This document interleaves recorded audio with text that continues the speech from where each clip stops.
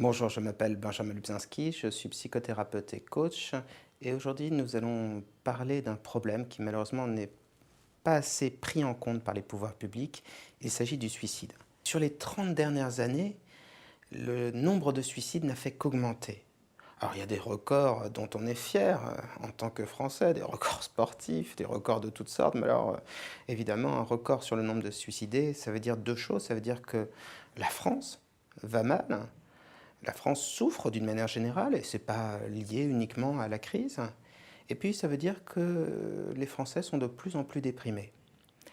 Concrètement, nous sommes parmi les 10 pays où l'on se suicide le plus, juste après le Japon, pour vous donner un ordre de grandeur. Le suicide est la deuxième cause de mortalité chez les adolescents. Également chez les personnes âgées, on a tendance à l'oublier, mais les personnes âgées se suicident très très souvent. Et bizarrement, on en parle peu, et bizarrement, on fait comme si ce n'était pas inquiétant, et bizarrement, on s'intéresse plus aux tués de la route, aux morts de cancer, de crise cardiaque, qu'on ne s'intéresse aux suicidés.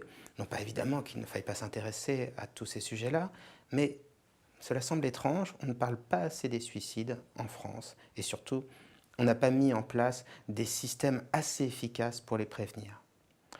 Très concrètement, si vous présentez un risque suicidaire, c'est-à-dire si vous avez des pulsions de mort, l'envie de, allez, disons-le crûment, de vous jeter par la fenêtre, vous ouvrir les veines, peu importe, on va dire la manière, eh bien, dites-vous, ça c'est le plus important, que ce que vous êtes en train de ressentir, aussi incroyable que cela va vous paraître, est quelque chose de temporaire. Peu importe que vous ayez l'impression d'être dans un cul-de-sac, que votre vie se soit écroulée, qu'elle soit en quelque sorte tombée sur vous, que vous ayez l'impression que la seule façon de ne plus souffrir, c'est d'en finir, ce que vous ressentez actuellement, quelle que soit la puissance de ce sentiment, n'est que temporaire.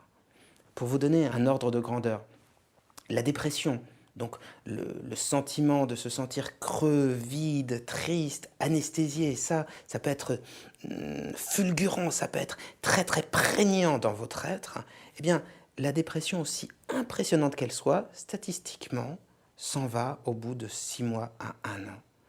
Donc ce que vous connaissez actuellement n'est pas un cul-de-sac, c'est une très très mauvaise passe, mais ce n'est qu'une mauvaise passe. Alors, si vous avez juste des pensées suicidaires, c'est-à-dire de temps en temps l'idée que ah oui, si je me suicidais, tout irait mieux, mais qu'il n'y a pas de risque de passage à l'acte. Alors là, vous avez le choix, toutes les thérapies, tous les moyens de vous en sortir vous sont ouverts.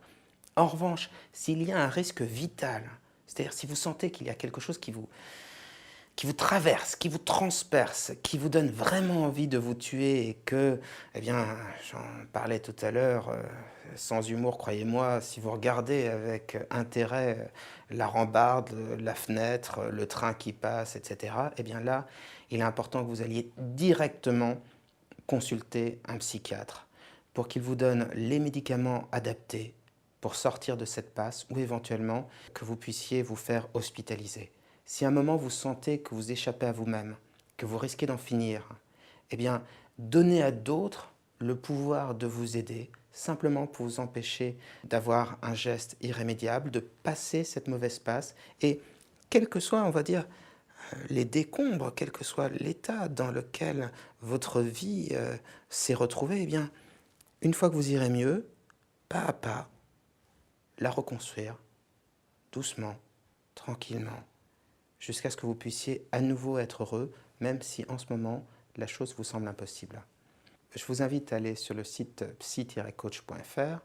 Vous y trouverez des articles sur le suicide, sur la dépression également, éventuellement des adresses si vous souhaitez consulter et que le risque vital n'est pas engagé, pour réutiliser l'expression des médecins. Plus clairement, si en gros vous ne risquez pas de vous faire sauter le caisson. Et puis, à la fin de cette vidéo, vous trouverez des adresses, des liens, des sites internet et aussi des numéros de téléphone pour vous aider s'il y a vraiment un risque à votre vie. Même si vous n'avez plus de force, même si vous n'avez plus d'énergie, même si vous n'avez plus d'espoir, même si vous n'avez plus de courage, la réalité est là. La dépression est temporaire, la tristesse est temporaire, votre vie s'est écroulée, eh bien on peut la reconstruire et ne commettez pas un acte irrémédiable.